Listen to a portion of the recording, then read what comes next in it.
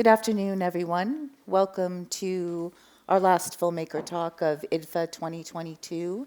And we're ending on a lovely note with these two talented filmmakers here with me today, Petra and Peter Lataster.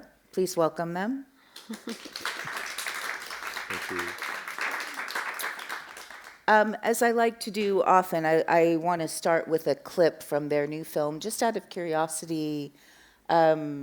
Journey Through Our World, the film playing here in the international competition and nominated for Best Dutch Film. Is there a show of hands of people who have seen the film? Oh, Okay, wow. sort of. Great. Okay, good. If you don't know these filmmakers, I felt like this was an exceedingly lovely introduction to them, since their latest film was shot during the COVID pandemic lockdown. And so we are definitely in their world, and I would like to introduce you via our first clip. Enjoy.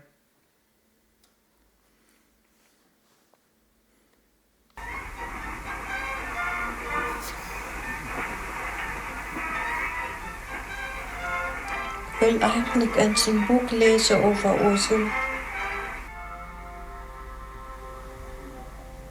それは結婚したって初めから幸せじゃないかもしれないさ。結婚していきなり幸せになれると思う考え方がむしろ間違ってるんだよ。幸せは待ってるもんじゃなくて、やっぱり自分たちで作り出すものなんだよ。新しい夫婦が新しい一つの人生を作り上げていくことに幸せがあるんだよ。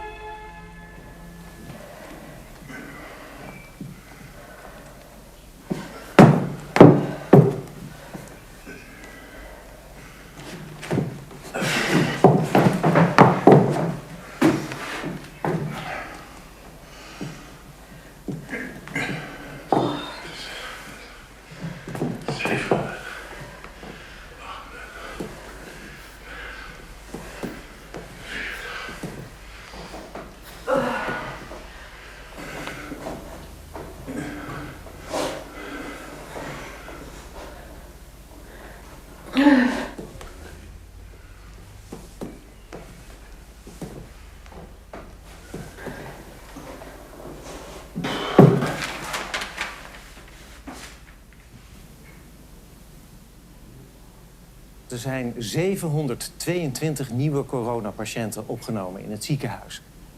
Behoorlijk meer dan gisteren.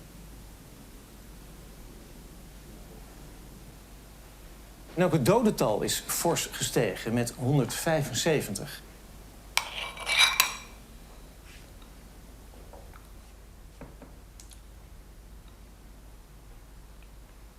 Ingrid, vond je het moeilijk om niet meer journalist te zijn? Of ik dat moeilijk vind? Soms wel. Maar ik zou het nu niet meer kunnen, want ik heb de energie niet meer. Het zou me veel te veel moeite kosten. Daarvoor ben ik gewoon niet gezond genoeg meer. Ja. Lieve schatten, we hebben nog Ja. 2 minuutjes. Oké. Ik zit met een beetje een probleem. Laat ik dit doorgroeien? Ja. Of wordt het weer een... Oké. Ja. Dat is het probleem vanuit deze coronatijd. Ik zit nu een beetje op een kantelpunt, jongens. Ja. En welke kant gaat het dan op? Wordt het een pony? Of gaan we zo? Of ga je... Er zijn problemen bij ons thuis. Ja, als dat je problemen zijn, als je... weer een beetje... Hè? Nou, ik wil even iets laten zien uit de diepvries wat we van de week hebben gekregen als toetje. Wacht even. Oké. Van Olga gekregen. Van Olga, ja. We kregen een tompoes. Kan je het zien? Ja. geglazuurde bovenlaag. En je ziet wel wie dit zijn, hè? Ja. Lief, hè? Dus die bewaren we voor eeuwig in de diepvries. Het is in een dekselsysteem. De permafrost. Staat in de permafrost. Alles voor de wetenschap, niet waar? En in Siberië is het plus 38 graden. Ja. Op de Poolcirkel. En het versnelt allemaal waarschijnlijk de klimaatverandering, omdat de permafrost ontdooit en daardoor... Spontaan en alles in brand vliegt. Ja, het is een drama. Ja. Met deze vrolijke noot sluiten wij af. Ja. Hoe is het in de tuin?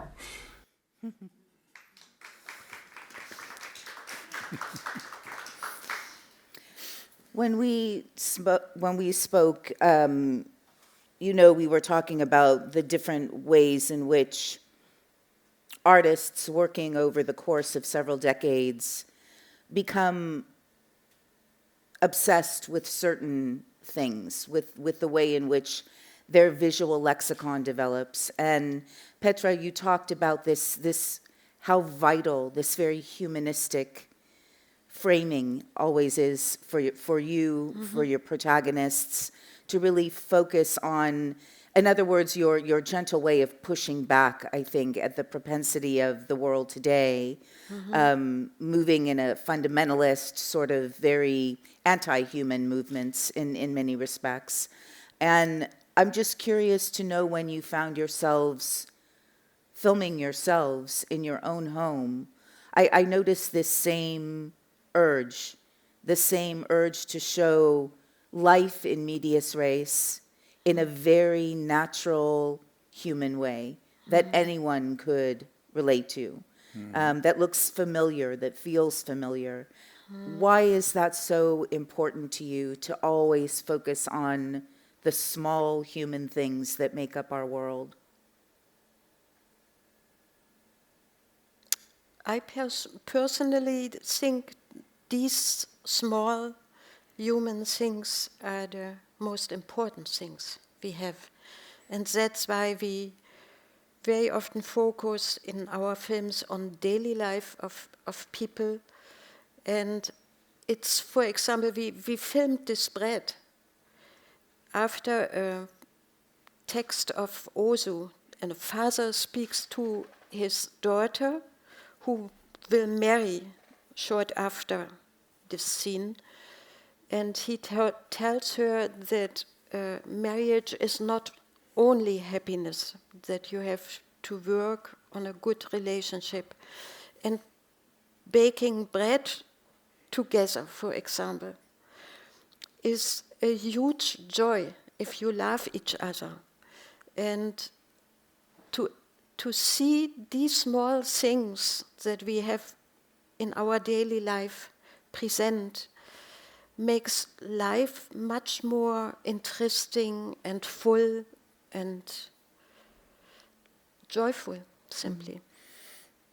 When you talk about the humanistic framing or how to look at a scene, that is also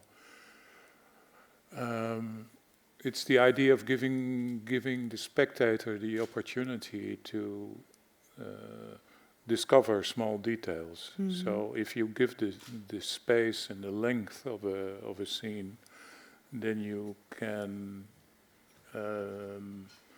It invites you to find your own way in a scene. So you're not being pushed in a certain direction, but you are invited in. And maybe that's a kind of, it's not something that we really thought up or after months of studying we said, well, this is the way we are going to do it. But it developed like that in the course of our filmmaking, that it's very worthwhile to look at life that way if you want to present it in a film form. And so if we film with children, it's also that way, to give the kids the opportunity to basically, show how they are, how they behave, and show that to us, and that's I think that's fascinating. As me personally, has fascinated me always about documentary film. This much opportunity that a documentary filmmaker gives to you as a spectator. When you first started making work together, you were very young, starting out in your careers, just sort of feeling your way along about what work you might do. Do you remember some of the first discussions you had together about the ways in which, your dream of making films obviously was there? I mean, otherwise you wouldn't have taken yourself to study film, but what had you seen or experienced either in film school or in life that sparked this inspiration to film this way, to go into a world with individuals and stay with those individuals for a long time, look and listen for a long time, and become a benevolent presence, if you will, with your camera, so you could stay and shoot quite intimate material. It's always incredibly intimate, and I think there's a particular individual who can do that kind of work, and those kinds of individuals who really can't. And I'm just wondering, the energy you create together, how much of an effect do you think that has when you move into an environment and say, hey, we want to hang out, we want to do a story here? Yeah. Hello, we're filmmakers. Yeah. Well, I think that it has taken a long time to develop and to discover for yourself as well that this is something you want to do. I remember as young filmmakers that we were very anxious about organizing everything that we were going to shoot, so that. But at the same time, I remember, and then we were shooting on film, which is also a big difference. Right. At the same time, we were organizing, but we discovered that the exciting stuff about when you're filming is that when things happen that you don't expect, and when people open themselves up to you as this relative stranger who is there and looking at you with a camera, and that is really very fascinating, and maybe that's what we more or less try to develop in the course of our... you develop it by growing older as well, and through the through the work itself, that you see, let it happen. That's much more interesting than every plan you have, because the people before the camera take it over and offer you something you never could think before, because you didn't know it. And maybe the people before the camera didn't know either. And that makes shooting so often so wonderful. And it's as if we explore the world together with the people before the camera, and we share our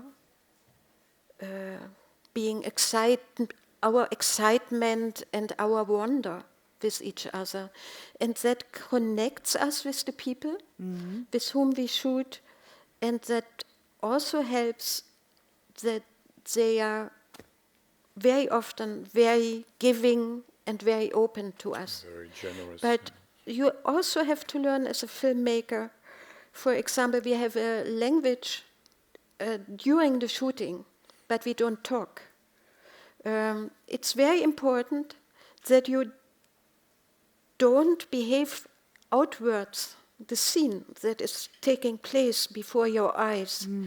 So it sounds so simple and almost primitive, but we have a language without talking. For example, when we are shooting and Peter keeps his pink high, he proposes that we could finish the scene.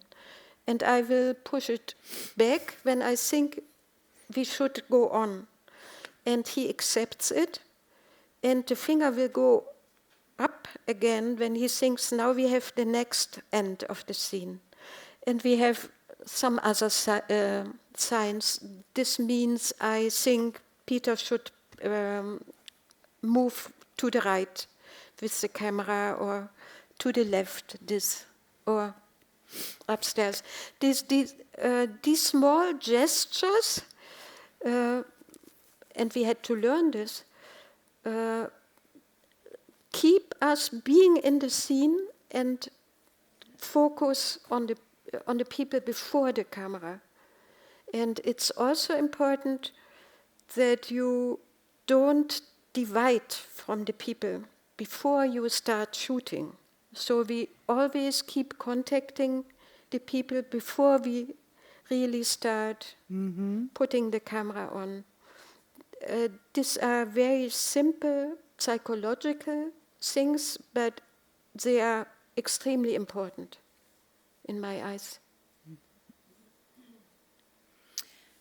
There is what I call, and what you utilize often, I'll call it the patient camera.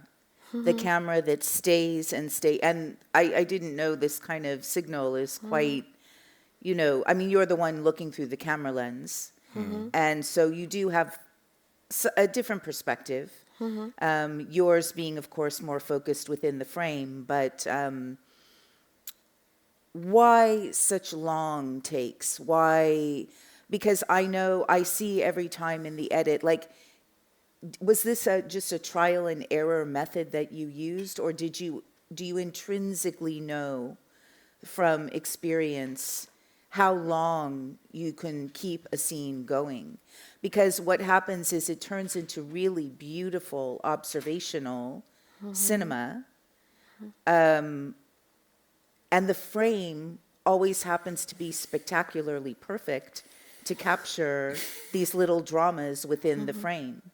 Or how do you know when to slightly move or slightly pull in? I mean, I know there's communication between the two of you, but when you're seeing something taking place, sometimes there can be long silences, there could be, and this is a very unfashionable way, I would say, to shoot documentary. It's mostly you get the meat of it, and then you leave. And then I notice in many documentaries, the editing sort of has to make up for those big gaps that you missed. And your edits are always so generous in a sense that we see why you stood there so long. Like, there's always the emotional payoff of waiting patiently for this just subtle thing to happen, but it's everything. It's a conversation, it's a word that's said, it's a gesture. Can you talk a little bit about that, the development of that, and why it continues to be so important to stay and stay and stay with the camera? That's why these films get so long, no? It's, also, that's for some people a handicap. I think it developed on the way, but I also remember that when we were shooting on film, that we very often tried to shoot long scenes, but that was a kind of more, the sweat in your hands kind of feeling, like, oh my God, these hundreds of euros running. Exactly, I hope something happens. Going past your ear, you hear it when you're shooting. It's people old enough to work with film cameras, I don't know. But when you're shooting on film, you hear the rattling of the film in your ear. So you hear the money going through. And so has digital really liberated you in some sense? For us, because at the same, we always say, the whole digital era ends up with people shooting like crazy and not making any choices anymore, and not framing anymore, etc., etc. But maybe because of the fact that we came from a film school still used to working on celluloid, that we were used to making frames and thinking about what's happening in front of the camera.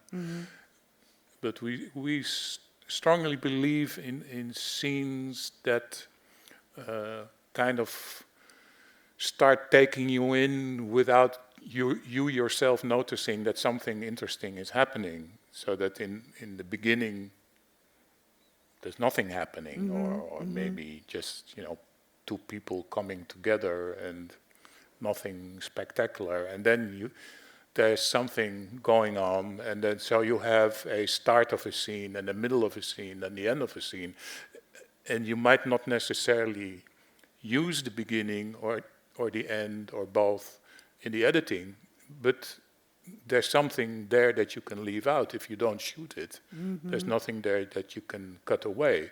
So, and we often like scenes that kind of start happening, or that you can also, as a viewer, explore the situation or explore the human relationships between people, how they behave, how they react to one another. So that's... But as an artist, you try to improve your artistic means all the time.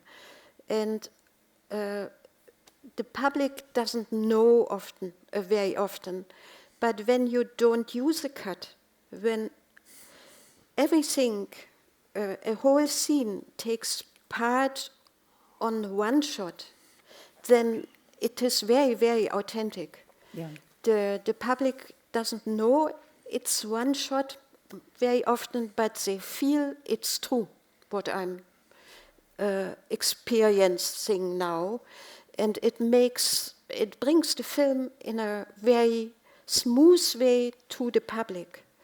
And it improves the reaction of the public towards the film. They feel included in what happens, and that makes this style in our eyes so interesting as well. Every cut is an intruding of the filmmaker. But it's interesting that you're cutting too. You're given that luxury of where I think you're given much more control, aren't you? In terms of the dramaturgy, that if you have a long segment, you decide, it's very powerful where you do end up making that cut, or you do end up choosing the in point and out point of the scene. In light of this conversation, I want to show the second clip, and this is what I mean about this framing sort of genius that you've developed, because I think human beings are so revealing, not so much in what we say, but in our gestures and in our body language and in our sort of quieter moments or in our nonverbal, communications. So this is a film from 2010, which you shot in was it your childhood home? As well. Yeah. So you were shooting your parents, your mother and father, in their sort of very advanced old age, and I want to talk about this more, but the tragedy and the comedy here reside side by side so beautifully. I think again that's another sort of very human instinct that there is, even amidst a very sad story. These were the last days of your mother's life. There can also be joy and humor. So I would love to play this clip now. It's clip number 2, and we'll have a discussion about it afterwards.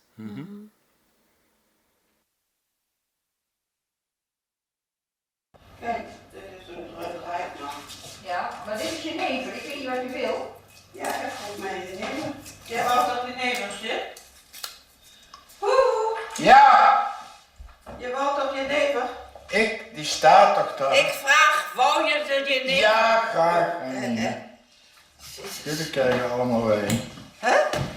Als je de kurkentrekker ook voor me meebrengt. Dit is los. Huh? Dit is los.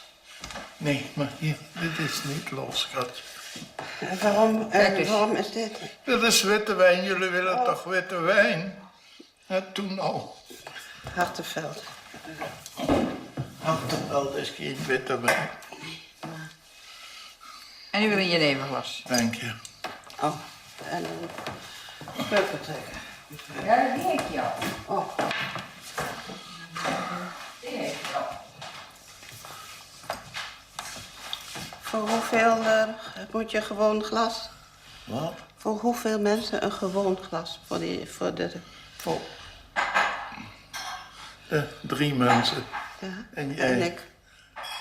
Dit is Nee, een jij groot wou glas. jenever toch, of niet? Hè? Nee, ik wou eigenlijk Nou, niet. kun maar hier zetten. Nee, dit is zo'n groot glas. Ja, dat is voor wijn ook voor jou dus. Oké, voor wijn. Oh. Dat wou je toch, of niet? Wijn, ja. Ja, nou, dan zijn jullie met z'n vieren. 2. Oké. Damir, Daniel, Petra heet hij.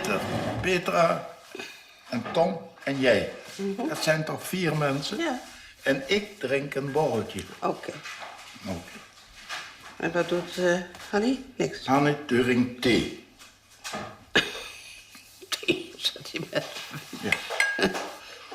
Afkeer. Oh. Nou, oh. Ja, wat? Het is toch net of de mensen het allemaal zo moeilijk heeft. Nee, helemaal niet. Je moet de andere kurkentrekker voor me halen. Ja, leg dat maar terug. Moet een andere kurkentrekker. Deze ga ik? Ja, dan kijken we naar een andere. Deze. Ja.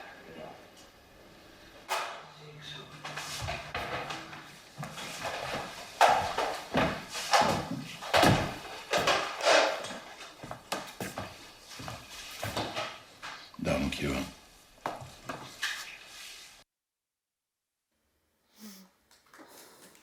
By the way, the writing you see before the scene is not actually part of the scene. This No, was no, our no. little naming convention. It doesn't. They never have descriptions of what you're going to see. Or No, I just it's wanted just- to make that clear. That wasn't really part of the footage. It's just the description To of the clip. identify the clips. Yeah. So, I mean, here, this, again, you know, in all of your work, you're dealing with death. I mean, I think in almost, or the conjuring of it, or some sort of, you know, way in which to talk about, that's the biggest frailty of our lives, which is that, you know, we're all going to die. Most of us don't know when. Most of us don't know how. But then again, some of us do. And in the midst of this kind of, I just appreciate this it's all part of life. It's all just part of everything about a human being that's already there, and just the cessation of that life. And I'm wondering, you know, what are your own philosophies about that? How important do you think it is to not flinch away? You know, because in Western culture, we're not very comfortable at all talking about death, about dying, about our mortality. So these mortal issues in the midst of life are something I find so evocative in your work. And so, again, so unusual to not look away and to have the respect and, the patience to sort of film that transition. Can you talk a little bit about your experiences with that and how it affected you as people, certainly, but more as filmmakers, more as artists, sort of also wanting to capture this aspect of life, which is death? I only could mention Andrei Tarkovsky, who said that every film should talk about Vergankelijkheid. I don't know the English word, but remember that we are dying, in fact. I say it much more primitive than he did, sorry for this. But every filmmaker has an own biography as well, and this is for me very important because I lost my best friend when I was 6 years old, and my mother died when I was a child. And you never forget it. So I grew up with the knowledge that life is over very, very soon and very precious because of that. And I was very surprised to live with a wonderful man who had experienced for the first time in his life, when he was far above 40 years old, to lose a very precious person. To make this experience for the first time, that a person who we think is unmissable for our life dies. And it was for me always very dear to have a person around me who didn't share this feeling I had, in fact, since I'm 6 years old. And I often think we live so in such a wonderful way together because he's so different from this, but understands it very well. How do you see it? Yeah, well, yeah, that's a kind of we have our experiences are very different and I wouldn't say remote, but when we talk about film again, it's of course, yeah, it's everybody's experience, but we don't like to talk about it. And because it reminds us of our frailty, our and what I think is very interesting that when people are sort of on a decisive moment in their life because something is happening, like illness or inside the family there is someone who becomes ill, or so. And we made a film in a intensive care unit for early borns, premature borns, and well, that's the basics, so to speak, because normally babies shouldn't die. And they should live, and so everybody who was involved, not only the parents of the children who were so unfortunate, but also the doctors and the nurses were struggling with that on a day by day or hour by hour and that it reveals a lot about people. There are moments that you really cannot disguise who you really are, and you are confronted in a very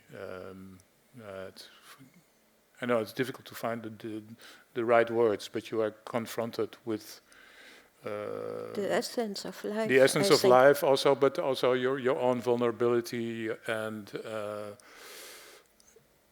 people have to kind of relate to that. There is you can't hold back, and that's also the same. What happens with my parents, and of course there are a lot of funny situations, and also in our latest film, which is I think it's always great to have the tragedy and the comedy happening almost at the same time. Yeah. But because also the comedy reveals a lot about who we are. That's also a part of what it's very difficult to to disguise yourself in these situations. And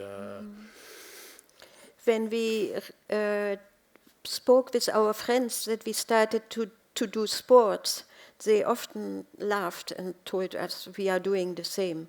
So it's a common way to react on stress, probably. Yeah.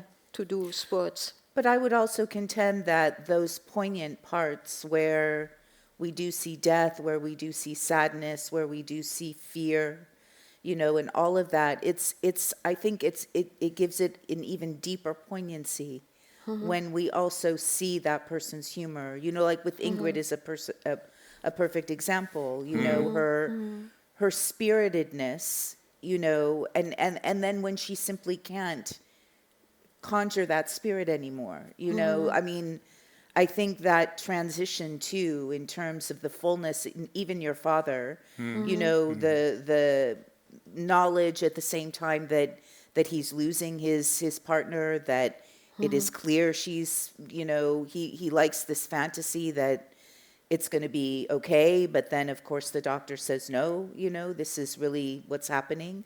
And I think that life force, to just go on anyway and sit there for 15 minutes trying to open a bottle of wine, or, I mean, and the back and forth, and it's just, without that, once you see that, and once you experience that, it's very interesting to think what would there be left without that? There would just be a scene. There would just be something happening, and again, I mean, I would just, if you could talk about your discussions when you go in somewhere, what your expectations are in terms of story, in terms of a trajectory, and or do you really truly go in with the idea that you're just going to look and sit and listen until whatever is supposed to reveal itself will reveal itself, and that's what you film? It's because both. I can't. Okay. It's both. Because we made a film with women with breast cancer, and one of the most moving scenes, I almost can't see it without crying, even now, and it's a long time ago. But we have chosen the moment that one of the main characters comes from the hospital home after a terrible therapy. And she knows it's the last Christmas she will experience. And we knew we have to have this moment that she comes home. And we couldn't explain why, but as a filmmaker, you choose very, very exact what you want and when you want to film. So we knew it's her last Christmas time she can experience in her life, and we knew she always made the Christmas tree. The decoration of the Christmas tree. And it was very, very dear to her. So we wanted to film this because we were sure it will be very moving and very important for the film as well. And she came home, and the Christmas tree was decorated already, and in the totally wrong way. And she exploded. And the strange thing is that our public, when it sees the scene, will always laugh. And the first time during the premiere, I felt ashamed. But Vicky, the main character of this film, laughed with the people we discovered, and she told us otherwise, that's who I am. That's me. I recognize myself in this scene. And we learned that the public knows it's her last Christmas, and in fact the public mourns with her and laughs at the same time. So it's what you say. You have to know exactly what you want to film, but you also have to think which moment is the best one. And that mingles, and that makes a good scene in our eyes. And the element of surprise. Yeah. Because we really didn't know what was going to happen. And as it turned out, she walks into the room, and there's this big enraged Christmas tree, and it was already decorated by her husband and her son. And they thought they will give her a pleasure. Yeah, they thought they were just doing something nice for her. She lost her mind. And she lost her mind. And we didn't know, and we just walked with her into the room, and she looked at it, and she was totally, my God, this is all wrong. How could you do that? And then unfolded a fiery discussion between her and her husband. And no, my dear, we wanted to make a surprise for you. It said, no, this is no surprise. It's wrong. And it's so revealing, because you would think that people have other things on their mind at a moment like that. Exactly. And it's all about loss. It's about loss of control, loss of life, and loss and the helplessness. The husband who would stand beside it, completely helpless, because he knows, oh my God, I've done something I shouldn't have done. But at the same time, it's the realization that he is losing his life partner. So there you have, in a nutshell, that there's a scene that can show one thing for your eye, and at the same time reveals a lot of other things about your characters. And yeah, that's, I think, the most exciting thing that can happen in documentary. Because everybody remembers that scene. Exactly. If they've seen 2 hours of film, but everybody will talk about this scene. Well, that leads me to ask you about casting. A lot of people don't think too much about casting in documentary, but it's vital. I mean, even the decision to cast yourselves, you know, you're at once the filmmakers, you're also the protagonists here. And after so many years of working with people like that, can you take us a little bit through your casting process? Like when you, I mean, we'll see a clip from Miss Keats next, but let's take her for example. Of all the teachers in all of the Netherlands, why her? What is?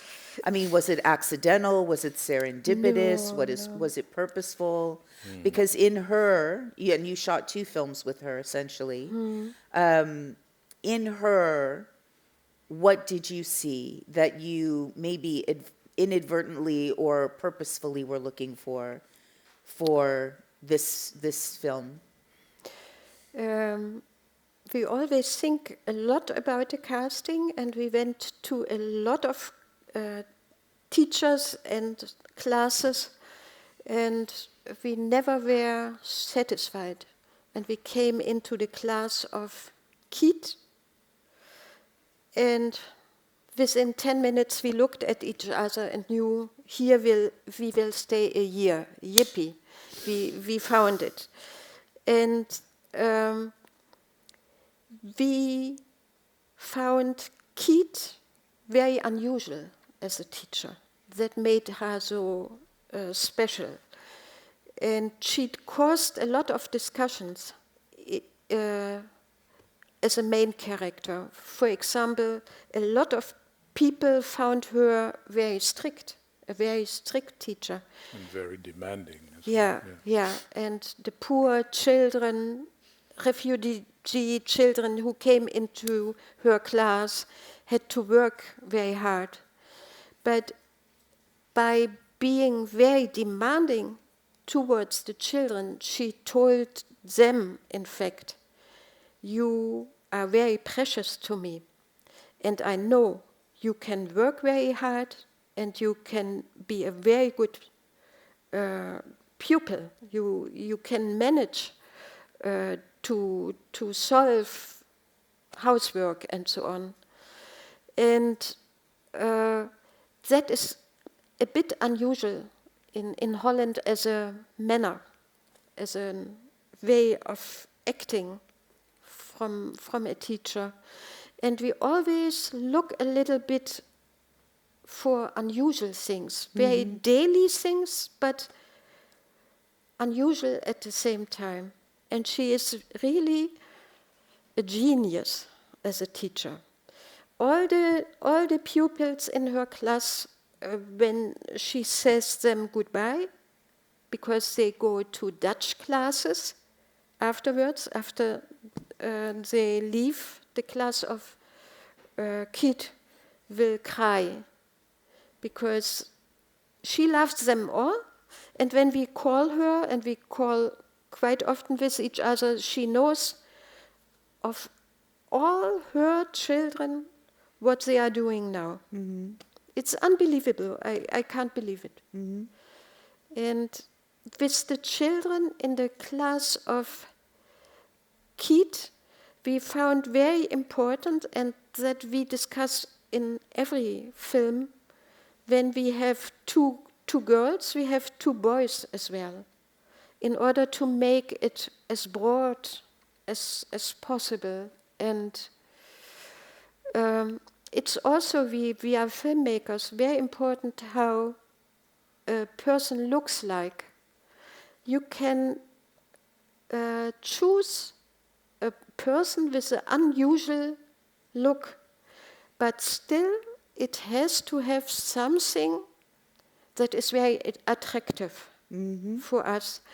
And we simply are unable to film with people whom we don't like. If we don't like them, we will not film them. Because we can be very open to people whom we like. And even if we come to a certain point where when we have to criticize them, they will hear that we still love them. You know, that it doesn't mean the end of our relationship. That's for me very, very important as well. And that also means, for example, in the film about women with breast cancer, it means that Vicky, for example, one day before she died, before she decided to do euthanasia, she called us and asked to say goodbye towards each other. And that was very important for us as well, that we could do that and that we could tell her how much we love her. And it must have been meaningful for her as well to have been documented in that way. I mean, there is an exchange there. It's they're not just giving, and you're taking. Yeah, exactly. That's where the emotional exchange is. What I wanted to say, that it's not a one-way thing. Right. Because I think that as filmmakers, it's almost impossible to ask so much from your protagonists during maybe, like, for instance, with the Awake in a Bad Dream, the film of the women with breast cancer. We filmed 1.5 years with them, and you can't just only take and take and take and take without giving something. And for each one of them, there are 3 main characters in the film, apart from the oncologist. They all had their different reasons for participating in the film, but it was very important for them also to, to keep up with the whole situation of filming and people disturbing you all the time and calling you and saying, well, we need to film this and film that. And they all had the feeling, well, this is, it kind of makes the situation for us maybe a bit more bearable, or that one of the women said, what's happening to me now in the last years, it's something I can't explain to my friends, not even to my family.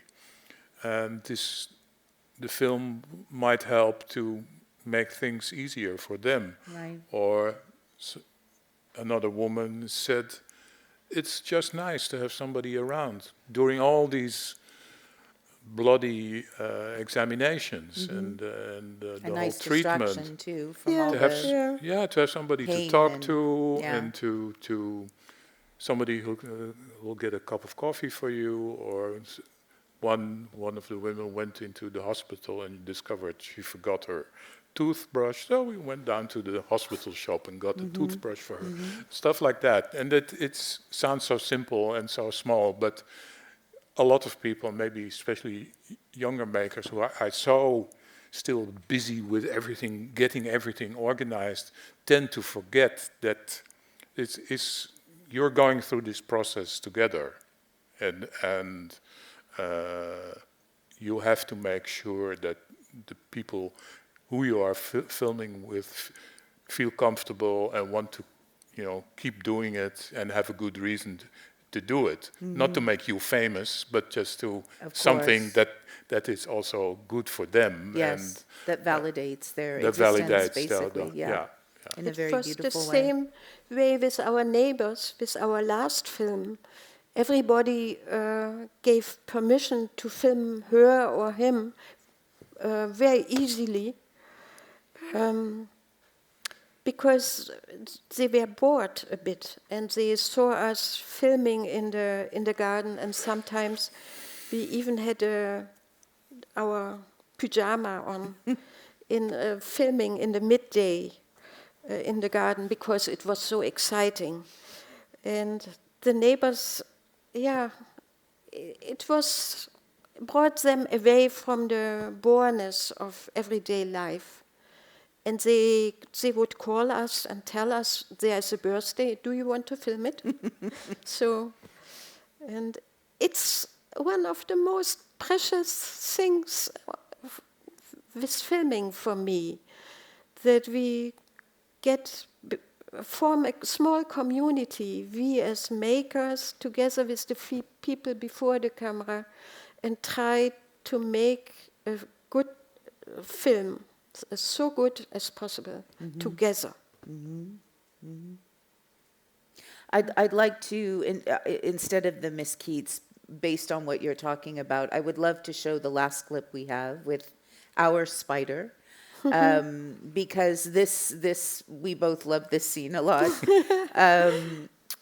Just again to show how you took this opportunity, this scary, uncertain, global, big thing that was happening to all of us, and really take the opportunity to look at the world around you, to look at all the other entities that we're surrounded with all the time, that because of our daily lives, going in and out, rush, off to work, off to do shopping, and here, you slowed down enough to capture this. And I wanted to show this as well, just for the edit, what happens in the edit here. So if we could roll that clip, that would be great.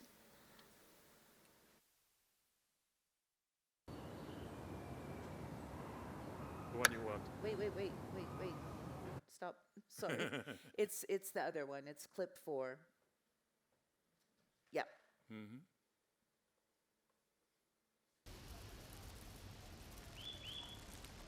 Mooi wat jullie hebben met die spin.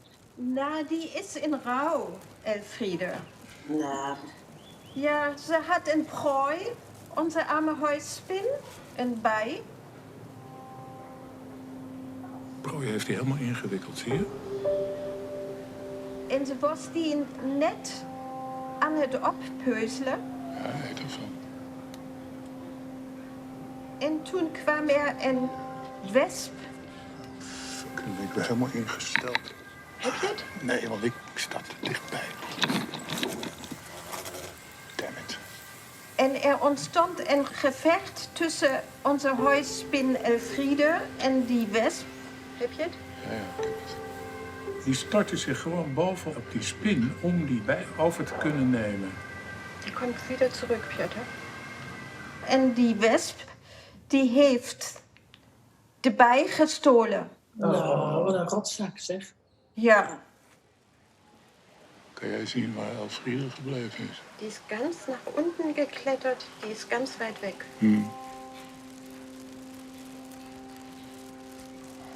Dat is interessant wat hier. Hij haalt de boel helemaal uit elkaar, die wesp.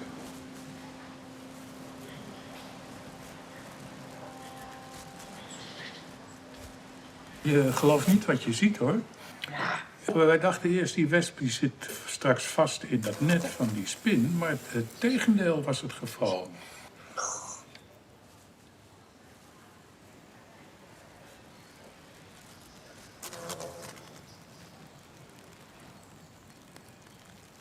De wesp is er nog. Die is in de buurt van het net. En komt terug. Nou, ik ben nu gericht op Elfriede. Daar is die weer. Ja.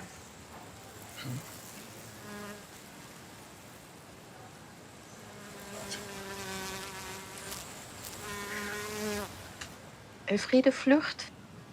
En nou ja, toen is Elfriede maar op de vlucht geslagen. En afgewacht tot het voorbij was.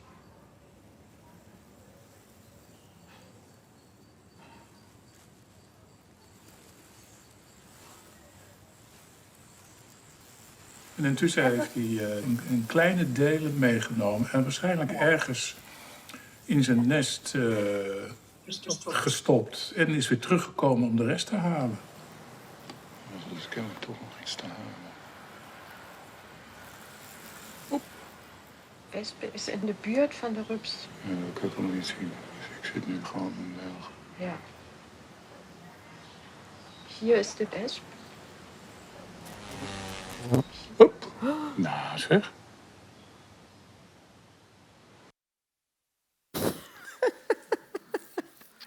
The daily dramas that go on around us. You know, it's So in the couple minutes we have left, I'm just curious to know what are your dreams about future films in terms of pushing yourselves, in terms of maybe going into territory you haven't gone to before, a subject, a person, is something calling to you that you're I'm sure you're always developing a million ideas, but in let's say this post-COVID time and having gone through this documentation of your daily lives, you know, in such a sensitive way, you treat yourselves just as sensitively as you treat your protagonists.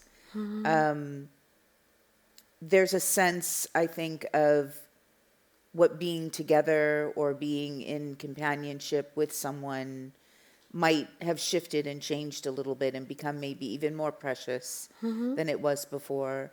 I mean, has this sparked any things that you can talk about at the moment that you feel are in this humanistic way of working, you feel are vital to tell? Yeah. Nou ja, there was one project we were working on that has changed during COVID a lot because we couldn't do what we intended to do. And the nice thing, I think, is that COVID helped us going into a direction that we didn't think of before. And our plan, and it looks like it's going to happen, is filming with deaf elderly people, and that's again something that is all about communication. How do we relate to each other?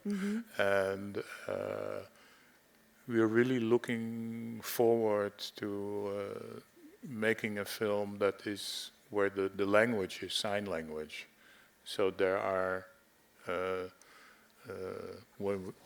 when we talk, or when the protagonists talk, they talk with sign languages, and there will be no other language because they live in a home where only deaf people live. So the lingua franca is sign languages, and we as outsiders, and when we come there, we have to adjust to the situation there, and the habits and the rules, and not the other way around. What is for deaf people the normal situation, they have to adapt to the hearing instead of the other way around. And that is something that is has become traumatic for older people. This thing that they have experienced during their whole lives, that's always adapting to the hearing world and never feeling really comfortable or never feeling at home. And in this place, in this home, this is where they can feel at home and where they can live the way they want, and they can. And everyone else adjusts around. And everybody has to adjust. The people who work there, or and the filmmakers too. And the filmmakers as well. Too. Yeah. But I think this is going to be very nice to do. A nice search again. Yeah. So this is goes with a lot of questions. How do you do that? And do we need sound, for example? Yeah. What Should is we sound film going without to do? sound? Yeah. Interesting. That's the nice thing about filming. You have to discover the language of a film. You don't know it before. And for example, it was a very important decision when we filmed The Children of Mesquite that we will shoot the film on the height of the eyes of the children. And from thinking this come a lot of other questions and practical aspects. For example, that we shot with 2 tripods, because we also decided to, also a very important decision, whether we shoot from the shoulder or with a tripod. And we can discuss it very heavily and love to discuss it. And it happens often in bed, and we enjoy it a lot. Yeah. But also, for instance, interesting that in this our last film we do there's a lot of cutting going on with text moving from one scene to another scene, and so that you have, it's not a voiceover, but you have the dialogue under other images. And for instance, when we already know when editing the film with the deaf people, that's something you cannot do. You can't use off-screen dialogue. It's not possible. Exactly. Because you always have the sign language. It would totally break the. Yeah. It would break everything. Yeah. So it's 100% visual. That's. Yeah. And we also know it's very slow. Again. This will be really slow. Because it takes a lot of time until a sentence is finished. It takes more time. But this idea is very exciting, to go into the world of deaf people and to explore it together with them. Thank you so much to the two of you for this hour. It's Yeah. been really, Thank really you, wonderful. Pamela. Thank you. Thank you, And thank Pamela. you for joining us this afternoon. Yeah, thank you. Thank you. Mhm.